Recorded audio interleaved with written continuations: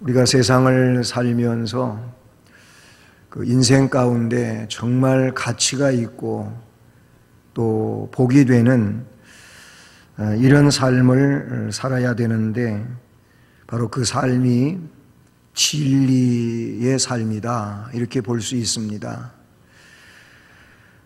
사도 요한은 진리를 깨닫고 증언했고 진리를 쫓아서 사는 이런 사람을 또한 식별하는 그런 일에 대해서도 오늘 말씀에 잘 나타내 주고 있음을 보게 됩니다. 앞에 말씀을 드린 것처럼 이렇게 진정한 인생의 의미를 찾아서 사는 일은, 그런데 사람으로서 할 수 있는 일은 절대 불가능하지요. 그것은 성령의 역사에 의하여 되어지는 일이라고 봐요. 그러므로 성령의 역사가 그에게 존재하지 않는다면 그가 아무리 머리를 짜내고 또 별별 지식을 습득하고 배워가면서 그 인생에 대한 어떤 가치를 발견하려고 한다면 그가 그렇게 따라가고 있는 것은 그 사상 누각과 같다, 그렇게 말할 수가 있어요. 다시 말하면 진정한 집을 짓는 것이 아니고 그냥 어떤 이상적인 그런 내용 속에 머물고 마는 일이라고 볼 수 있는 것이죠. 오늘 이 본문에 보면은 삶의 본질을 변화시키는 진리가 뭔지, 진리 안에서 살기 위해서는 어떻게 해야 되는지 그런 부분을 말씀해 주고 있지요. 진리가 뭐냐? 진리란 뭐냐? 참 큰 얘기고 또 이 얘기는 짧게 그렇게 또 쉽게 말할 수 있는 내용은 아니겠지요. 그래도 간단하게 이야기해 보면 그냥 그 진리라고 하는 용어 자체가 어떤 그 참된 이치에 대한 이야기라는 것이죠. 근데 성경은 이 진리를 이야기할 때 참신을 이야기합니다. 참신을 말하는 것이 곧 진리의 그 근본적 내용이 되고, 그럼 이 참신은 누구냐? 결국 구원자라고 그렇게 설명할 수가 있다는 것이죠. 진리는 구원자를 말할 수 있는 것이 진리에 해당하는 겁니다. 그리고 구원이라고 하는 내용은 이 세상에서 사람들이 말하고 있는 어떤 일시적인 것이라든지 아니면 현세적인 것이라든지 이런 삶의 내용들 가운데서 그 극한 어려움에서 아니면 문제 속에서 그냥 그렇게 건짐을 받는 것을 구원이라고 말할 수는 없습니다. 이것은 영원한 문제에 해당하는 그런 일이라고 볼 수가 있죠. 그러니까 진리를 말할 때에는 설명드린 것처럼 참된 것인데, 이 참된 것은 참신에 대한 이야기다. 그러면 참신은 인간을 영원으로 구원해내는 그런 내용이 진리의 내용이다 라고 볼 수가 있죠. 진리를 알고 싶어하는 것은 모든 사람의 한결같은 마음이죠. 옛날 사람도 그러하고 중세시대 사람도 그러하고 오늘 이 시대에도 그러하고 앞으로도 계속 그럴 것입니다. 그런데 이러한 마음을 충족시켜 줄 만한 해답을 인간이 인간 속에서 찾아낼 수 있느냐? 그렇지 않다는 것입니다. 사람들은 저마다 진리에 대한 어떤 그 개념 혹은 관념을 가지고 있어요. 여기서 저마다라고 하는 것은 인간적으로 그가 경험한 것들에 대하여, 그가 배운 학문에 대하여, 아니면 그가 어떤 또 다른 기준에 의해서 가지고 있는 그 개념이라든지 관념을 두고 말합니다. 그래서 서로 각자가 다 다르다고 그렇게 볼 수가 있겠죠. 그런데 진리는 영원하고 또 변함이 없고 어느 시대나 어떤 상황에서나 어떤 그런 질문에도 항상 참으로 존재할 수 있는 것이 진리라는 겁니다. 이것은 진리가 지니는 가장 기본적인 그런 특징이라고 볼 수가 있어요. 옛날에는 그랬었는데 지금은 아닌 것이라면 진리가 될 수가 없지요. 옛날에도 그렇고 지금도 그렇고 앞으로도 그렇고 변하지 않는 그것이어야 진리가 될 수 있다. 그런가 하면 어떤 상황에서도 마찬가지라는 거예요. 이런 상황에는 그게 진리 같았는데 또 다른 상황을 만나니까 그게 아닌 것 같다. 그럼 그게 진리가 아니라는 거예요. 이게 진리는 상황에 따라 바뀌고 변하는 것이 아니라는 것이죠. 그리고 여러 가지 사람들 속에는 질문이 있을 수 있잖아요. 근데 이런 질문이든 저런 질문이든 모든 질문에 있어서도 그것은 유일한 것이고 변하지 않아야 진리일 수 있다라는 겁니다. 그래서 숱한 세월 동안 사람들은 계속 움직이고 변화되는 이 우주 속에서 항상 진리로서 존재하고 있는 그 궁극적인 실체를 찾기를 원했다는 거예요. 그런데 말씀드린 것처럼 사람들의 경험 속에서나 또는 그런 지식 속에서는 자꾸 이게 달라지고 바뀌고 변하고 그래서 이런 것은 진리가 될 수 없다라고 한다는 것이지요. 그래서 무엇보다도 사람은 인간 속에서 진리를 찾을 수 없다고 생각하게 되었어요. 왜 그러냐면은 인간은 너무나도 변형이 심한 거예요. 사람이 그저 조석지간으로 변하는 게 사람이라고도 말할 수 있지 않습니까? 아침에 마음 먹었던 게 저녁에 가면 달라지고 저녁에 마음 먹었던 것이 또 그 다음날 지나서 아침 되면 달라지고 이런 모습이 사람들에게 있는 거예요. 그거보다는 그래서 변화가 적은 자연물을 궁극적인 실제로 여기며 숭배하게 됩니다. 그래서 옛날 얘기가 되겠지만 그렇게 자연, 그래서 저 하늘에 있는 해와 달과 별, 이게 사람보다는 안 변한다는 거죠. 그런가 하면 금수강산, 이런 것들이 어떤 신적 존재로 등장하게 되는 거예요. 사람보다는 그것이 오히려 뭔가 신적 존재같이 여겨지는 이런 측면에서 그렇게 했다는 사실이죠. 실제로 신명기 4장 19절에서도 사도행전 17장 23절에도 보면은 그래서 사람을 대상으로 하지 아니하고 어떤 그런 사물을 대상으로 해서 신으로 삼고 심지어 그 사도행전 17장의 말씀에서는 이름도 알 수 없는 알지 못하는 신에게 라고 하는 이런 내용까지 등장을 하게 된다는 것이죠. 이런 인간의 어리석음이 예수 그리스도께서 이 땅에 오신 이후에도 계속 진행되고 있는 것이죠. 그래서 인간의 어리석음을 아시는 예수님은 우회적으로 표현하지 않으시고 우회적으로 어떤 그 진리를 표현하여 선포하지를 아니하시고 예수님은 단도직입적으로 자신이 내가 곧 진리다 이렇게 하시면서 전면에 나섭니다. 우리가 알고 있는 것처럼 요한복음 14장 6절에서 내가 곧 길이다 그리고 진리다 생명이다 때문에 나로 말미암지 않고 나를 통하지 아니하고는 아버지께로 갈 수가 없다. 이런 말씀을 아주 단언해서 말씀하시죠. 또 그 말씀은 전혀 틀리지 않고 그것은 100% 정확한 말씀이 되는 줄로 믿습니다.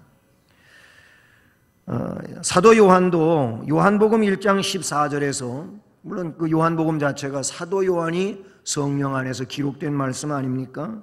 근데 그 1장 14절에서 말씀이 육신이 되어 우리 가운데 거하신다고 그렇게 말씀하고 있고요. 그리고 우리가 그의 영광을 보니까 아버지의 독생자의 영광이고 그에게는 은혜와 진리가 충만하더라. 예수 그리스도를 두고 말씀하고 있는 그런 내용인데 그분은 말씀, 로고스, 참이 그 진리가 육신이 되어 이 땅에 거하시는 분이라는 거예요.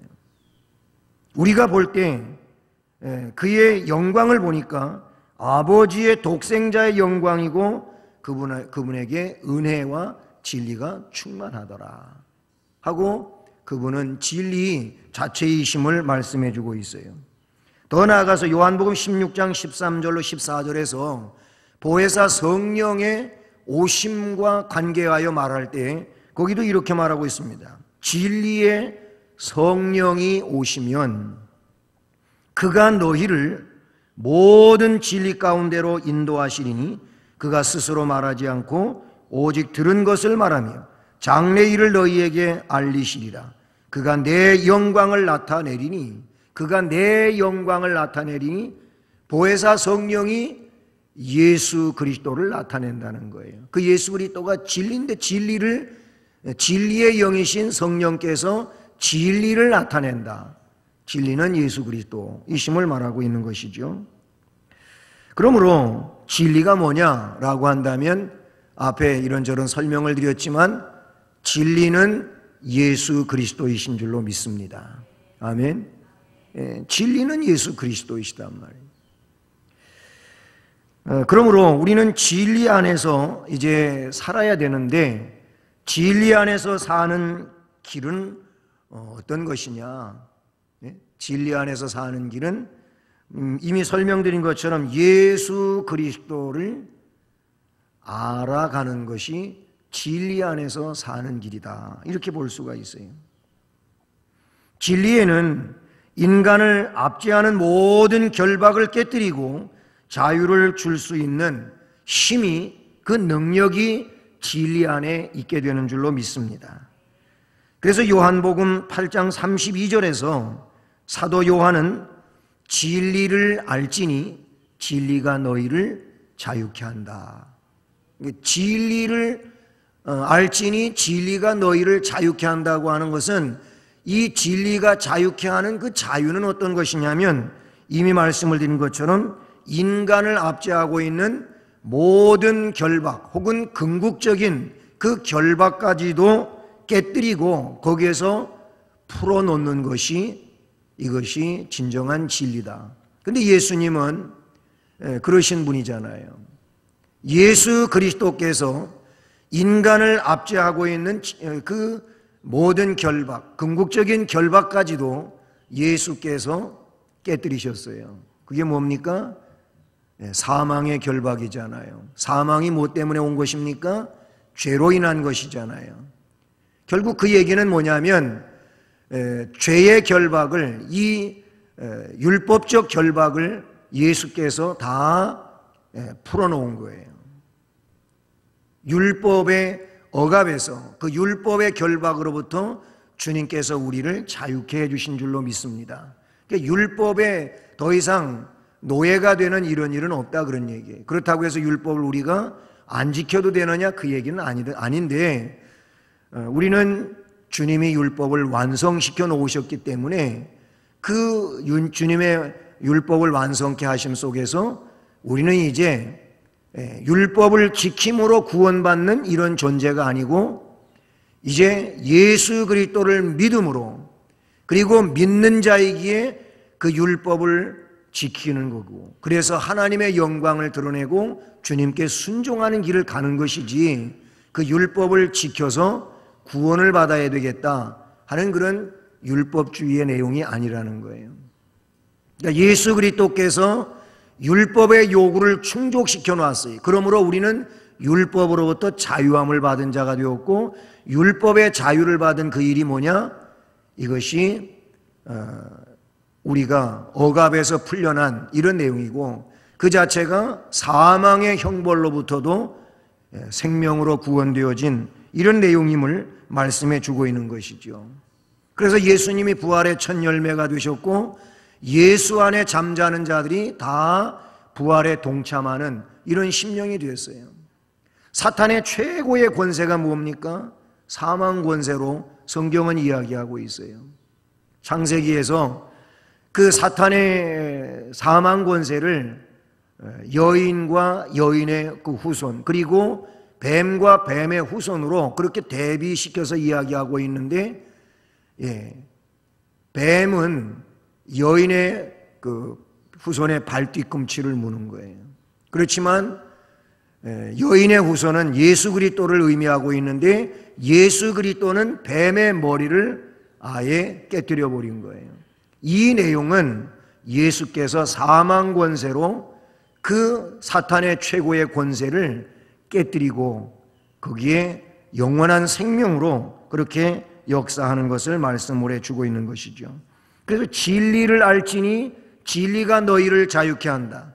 이 말은 곧 예수 그리스도를 알지니 예수 그리스도가 너희를 자유케 한다. 그 말과 같은 거예요. 왜 그렇습니까?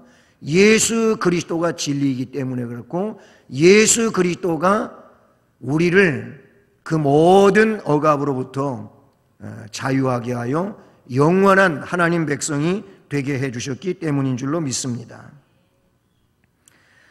진리이신 예수 그리스도를 그러므로 믿는 일이 중요하다는 것이지요.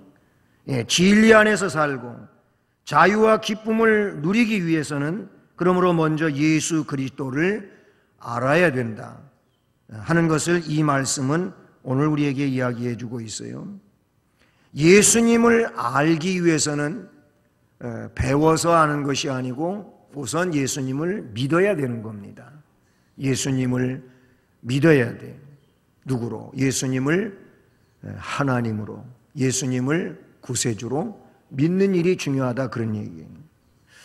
그러기 위해서 이제 진리 안에서 이렇게 예수님을 알아가야 되는데, 예수님을 아는 것이 곧 진리 안에서 사는 길인데, 그렇게 하기 위하여는 말씀으로 교육을 받아야 된다, 이렇게 말씀해 주고 있는 것이죠. 본문에서 요한 사도가 진리 안에서 행하는 자라고 칭찬하는 사람들이 나옵니다. 너의 자녀들 중에 우리가 아버지께 받은 계명대로 진리를 행하는 자를 내가 보니 심히 기쁘도다. 아멘. 너의 자녀들 중에 우리가 아버지께 받은 계명대로 진리를 행하는 자를 내가 보니 심히 기쁘다 하면서, 부녀여 내가 이제 네게 구하노니 서로 사랑하자. 이는 새 계명같이 네게 쓰는 것이 아니요 처음부터 우리가 가진 것이라. 아멘. 그 4절에서 너의 자녀들 중에, 그리고 5절에서 부녀여 이렇게 말하고 있는 것은 어떤 한 여인을 두고 그렇게 지칭해서 부녀여 말하고 있는 것은 아닌 겁니다. 여기서 말하고 있는 이 부녀여 혹은 너의 자녀들 중에, 이 말은 어떤 한 가정을 두고 한 얘기도 아니고 어떤 한 여인을 두고 말하고 있는 것이 아닙니다. 사도 요한은 이 내용을 말할 때 이것은 교회를 두고 말한 내용이다, 그런 얘기예요. 이것이 전통적인 성경 해석에 나타나고 있는 내용들이죠. 그러므로 교회와 그 교회에 소속되어 있는 모든 사람들을 두고 하는 그런 말인데, 우리 아버지께 받은 계명대로 진리를 행하는 자, 이런 사람들을 내가 보니 심히 기쁘다 라고 말하고 있고, 그리고 그 계명대로 진리를 행하는 것이 뭐냐? 서로 사랑하는 것. 이는 새 계명같이 네게 쓰는 것이 아니요 처음부터 우리가 가진 것이라고. 6절에서도 사랑은 이것이니 우리가 그의 계명을 따라 행하는 것이요 계명은 이것이니 너희가 처음부터 들은 바와 같이 그 가운데서 행하라 하심이라. 아멘. 이렇게 말씀하고 있습니다. 근데 말씀에 의하여 이 계명은 곧 하나님이 우리에게 명하신 그 중심되는 말씀들이죠. 명령들이죠. 이 명령들에 대하여 교육을 받고 또 교육받은 그 내용을 따라서 이제 삶을 살아가는 것, 그것이 진정으로 예수님을 알아가게 되는 것이고 또 삶으로 이행할 수 있는 그런 내용이 된다는 것이죠. 요한복음 14장 26절에서 보혜사 곧 아버지께서 내 이름으로 보내실 성령 그가 너희에게 모든 것을 가르치시고 그리고 내가 너희에게 말한 모든 것을 생각나게 한다. 이 내용이 뭡니까? 성령께서 임하시게 될 것이고 성령이 임하시게 되면 그분께서 너희에게 모든 것을 가르치신다. 내가 너희에게 말한 모든 것을 생각나게 한다. 내가 너희에게, 이 말은 예수 그리스도가 제자들에게 말한 것, 그것을 생각나게 한다는 겁니다. 이것은 성령의 가르치심이다. 그러니까 성령께서 예수 그리스도가 승천하심으로 오시잖아요. 내가 가야 그분이 오신다고 이야기했어요. 그리고 내가 감으로 그분이 성령께서 오시는 것이 너희에게 유익이 된다. 왜 그러냐면 이 말씀에 있는 것처럼 그분께서 너희들을 가르치실 것이고 그리고 내가 교육한 것들을 생각나게 해주기 때문이라고 그렇게 말씀하고 있다는 사실이죠. 그러므로 우리가 말씀으로 진정한 교육을 받는 이 일은 결국 성령의 주도하심이라고 볼 수 있는 거예요. 데살로니가 교회 성도들이 이제 바울 사도가 복음을 증언하게 될 때 그 바울 사도는 어떻게 보면은 그냥 한 사람이잖아요. 한 사람인데 바울 사도가 사람으로서 증언하지만 그러나 사도 바울에게 성령이 역사하고 계시고 때문에 이 데살로니가 교인들이 그 말씀을 받을 때 사람의 말로 받지 않았다 그랬어요. 하나님의 말씀으로 받아들이는 거예요. 왜 그렇게 되는 것입니까? 성령께서 주도하시기 때문에 그렇게 되는 줄로 믿습니다. 말씀으로 교육을 받는다고 하는 이 내용은 그러므로 성령의 주도하심 가운데 있는 것이고 성령의 주도하심 속에서 말씀으로 교육을 받게 될 때 그 받는 교육이 이 요한복음 14장 26절에 있는 것처럼 진정한 가르침이 되고 예수 그리스도가 말씀해 주신 것들을 생각나게 하고 깨닫게 하고 하는 이런 내용이 된다는 것이죠. 그 내용은 요한복음 14장 26절에만 있는 게 아니고 요한복음 15장 26절에도 있어요. 14장 26절과 15장 26절이 같은 맥락에 있다고 볼 수가 있는데 그 요한복음 15장 26절은 또 이렇습니다. 내가 아버지께로부터 너희에게 보내실 보혜사 곧 아버지께로부터 나오시는 진리의 성령이 오실 때 그가 나를 증언한다. 나를 증언한다. 증언은 곧 드러내는 것, 나타내는 것, 증명하는 것 하는 그런 내용이지 않습니까? 결국 보혜사 성령이 오시게 되면 성령에 의하여 예수 그리스도는 지상에 존재하고 계시지 않지만 승천하셨기 때문에 그런데 그 존재하지 않는 예수 그리스도 그분에 대하여 증언한다는 거예요. 그러면 뭐예요? 예수 그리스도께서 이 세상에서 공생애를 통하여 이루어 놓은 그의 업적이지요. 그게 뭐냐면 복음입니다. 복음. 이 복음을 증언한다는 거예요. 증언되어지는 복음이 뭡니까?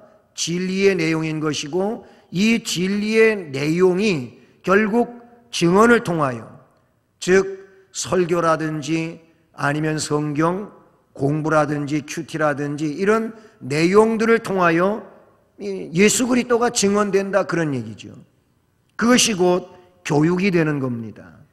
깨우치는 것이고 가르치는 것이고 알게 해주는 이런 내용이 되는 줄로 믿습니다. 이 하나님의 말씀을 배우고 깨달아서 모든 삶의 원리로 삼는 사람은 결코 진리에서 떠나지 않는다고 하는 것입니다. 진정으로 하나님의 말씀을 성령의 주도하심 가운데 성령의 그 조명하심 가운데 역사하심 가운데 진리를 배우고 가르침을 받아서 깨닫게 된다면 이 사람은 언제까지든지 그 진리 안에 존재하는 것, 진리를 떠나지 않는다, 그런 얘기예요. 뭐 시대가 달라진다고, 아니면 상황이 달라진다고, 이게 달라지는 게 아니고 그 상황에서도, 그 시대 속에서도, 어떤 가르침 속에서도 그것은 그대로 존재하는 것이고 변하지 않는다, 그런 얘기예요. 할렐루야. 이게 수천 년 동안, 아니 주님 오시는 그날까지 변하지 않는 그리스도를 주체로 한 진리의 내용이 되는 줄로 믿습니다. 온갖 거짓 교훈들이 진리로 가장을 하고 성도들을 유혹하는 이 시대 상황 속에서, 그러므로 이 진리 안에서 사는 길은 하나님의 말씀을 올바르고 깊이 있게 배워야 하는 길밖에 없다. 그것도 성령 의존적 내용 안에서 이 진리를 배워야 된다, 그런 얘기예요. 제자훈련생들에게 해마다 말씀드리는 내용의 그 요지는 뭐냐면, 우리는 성경을 공부하러 모인 사람들이 아니다. 예수님을, 그 삶을 배워서 그 삶을 삶 속에서 살고자 모인 사람들이다. 그 얘기를 누누이 이야기합니다. 성경 공부처럼 제자훈련을 생각지 말라는 거죠. 성경 공부가 성경 지식을 자꾸 쌓는 이런 일로 생각하잖아요. 그리고 제자훈련을 그런 수준으로 생각하면 안 된다. 제자훈련은 성경만을 배우려고 모인 그런 모임이 아니다. 제자훈련은 예수님을 배우는 거다.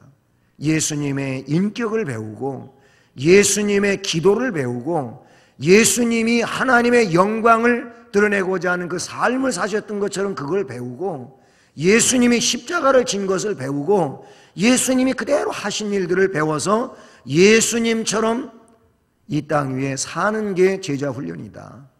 그래서 제자훈련은 작은 예수로 살고자 하는 그런 내용이란 말이죠. 이게 제자훈련이에요.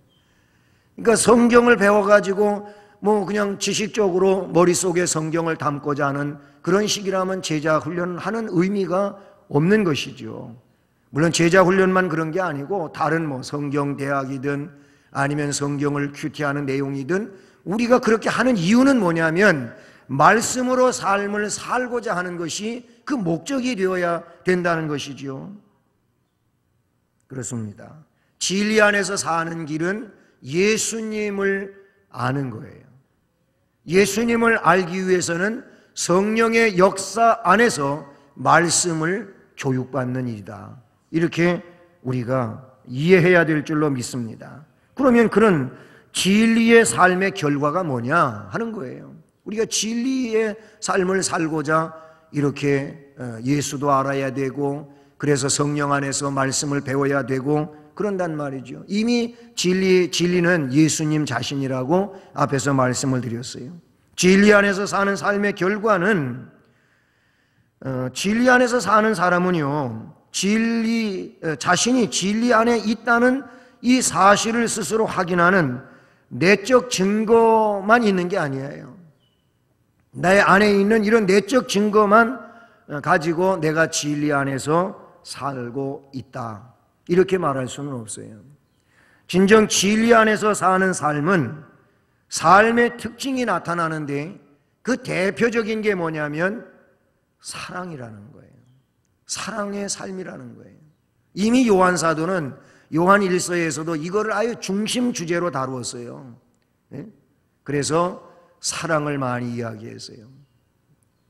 하나님 사랑해야 되고, 그리고 형제자매를, 이 공동체를 사랑해야 되고, 그 사랑이 없으면 거짓말하는 거예요. 내가 진리 안에서 산다고 하는 것, 예수를 구주로 믿는다고 하는 것, 하나님을 아버지로 섬긴다고 하는 것은 거짓말이라 그래서 사도 요한은 그렇게까지 요한 1서에서 취급하지 않았습니까? 사랑을 그렇게 굉장히 중요시 여겼어요. 근데 오늘 말씀에도 보면은 너의 자녀들 중에 우리가 아버지께 받은 계명대로 진리를 행하는 자를 보니 내가 보니 심히 기쁘다. 부녀여, 내가 이제 내게 구하노니 서로 사랑하자. 이는 새 계명같이 내게 쓰는 것이 아니요 처음부터 우리가 가진 것이라. 이 서로 사랑하자고 하는 것은 이제 막 새롭게 쓰여지는 것이 아니고 우리 구주 예수 그리스도도 사랑을 이야기했잖아요. 계명 중에 어떤 것이 큽니까? 라고 했을 때 주께서 먼저 살인하지 말라, 간음하지 말라, 도적질하지 말라, 내 이웃의 것들을 탐내거나 해하지 말라, 이런 말씀을, 그건 제가 다 지켰는데요. 네가 뭘 지켰냐? 안 지켰으면서 지켰다고 하냐? 그렇게 말씀은 안 하셨지만 그 다음을 볼 때 그런 거예요. 내게 있는 것을 가서 다 팔아가지고 가난한 자들에게 나눠주고 그리고 와서 나를 따르라, 이런 말씀을 하셨어요. 또 그런가 하면 큰 계명을 이야기할 때 하나님 아버지를 사랑하라는 거예요. 마음과 뜻과 성품을 다하여 주 너의 하나님을 사랑하라. 이것이 크고 첫째 되는 계명이다. 둘째는 이와 같으니 내 이웃을 내 몸과 같이 사랑하라. 이것이 온 율법이요 선지자의 강령이다. 이렇게 말씀해 주셨잖아요. 결국 그 핵심 주제는 십계명을 토대로 해서 다시 사랑으로 그렇게 말했는데 하나님 사랑과 이웃 사랑이라는 거예요. 주님 말씀해 주셨어요. 나를 사랑하는 자는 나의 계명을 지킬 것이고 정말 계명을 지키는 자라면 나를 사랑하는 자다. 주님이 그렇게 말씀을 하셨다는 것이죠. 그래서 이 말씀에서 요한 사도도 서로 사랑하자. 왜? 이는 새 계명같이 네게 쓰는 것이 아니요 처음부터 우리가 가진 것이고 또 사랑은 이것이니 우리가 그의 계명을 따라서 행하는 것이고 계명은 이것이니 너희가 처음부터 들은 바와 같이 그 가운데서 행하라. 그 가운데서 행하라 하심이라. 아멘. 그렇게 말씀을 해주고 있지 않습니까? 진리를 알고서 이를 쫓아서 사는 사람의 가장 큰 특징이 뭐냐? 이게 사랑을 실천한다는 거예요. 사랑을 실천한다는 거예요. 사랑은 진리이신 예수 그리스도께서 사셨던 삶의 특징이잖아요. 어디까지? 자신의 목숨을 내주는 데까지, 구속제물로, 속죄제물로 내주는 데까지 죄인들을 사랑하신 거예요. 그래, 사도들은 그래서 이렇게 죄인인 우리를 사랑하신 그 예수님을 기억하라는 거예요. 그리고 너희들도 그 사랑을 본받아서 희생하는 삶을 살아라. 사랑하는 삶을 살라고 그렇게 말씀해 주신 줄로 믿습니다. 오늘 본문 말씀이 그것을 잘 드러내고 있는 줄로 믿습니다. 사랑은 이것이다. 우리가 그 계명을 따라 행하는 것이라는 겁니다. 그게 사랑이라는 거예요. 계명을 따라 행하는 게 뭡니까? 하나님 사랑이고 이웃 사랑이라는 것이죠. 그렇게 사는 것이 곧 사랑이라고 말씀을 해주고 있어요. 진리가 시간과 공간을 초월하는 절대성을 지니는 것처럼 진리 안에서 사는 사람은 인간이 지닌 모든 한계를 넘어서게 되는 줄로 믿습니다. 왜 그러냐면 성령 안에 있기 때문에 그런 거예요. 인간으로서는 안 되지만 성령께서 오셔서 그 진리를 알려주시고 생각나게 해주시고 그래서 진리 안에서 살아갈 수 있도록 역사하신단 말이죠. 그래서 하나같이 오순절 마가의 다락방에서 성령을 받은 사도들은 그런 사람으로 바뀌어지게 되는 거잖아요. 성령이 주도하심으로 복음을 위하여 목숨을 바치는 이런 일도 드러나는가 하면 역시 교회를 위해서 자신들의 목숨을 바쳐 섬기고 일하는 이런 일들이 일어나게 된다는 것이죠. 그렇습니다. 진리 안에서 사는 사람은 이와 같은 역사를 이루게 되는 줄로 믿습니다. 오늘 말씀은 그래서 진리를 행하라고 가르칩니다. 이 요한 사도 시대의 교회가 그랬듯이 오늘 우리들이 이 시대 속에서 성령 안에서 우리의 삶의 한계를 뛰어넘어가며 진리 안에서 살아가는 이런 진리를 행하는 능력자로 세워지기를 주님의 이름으로 축복합니다.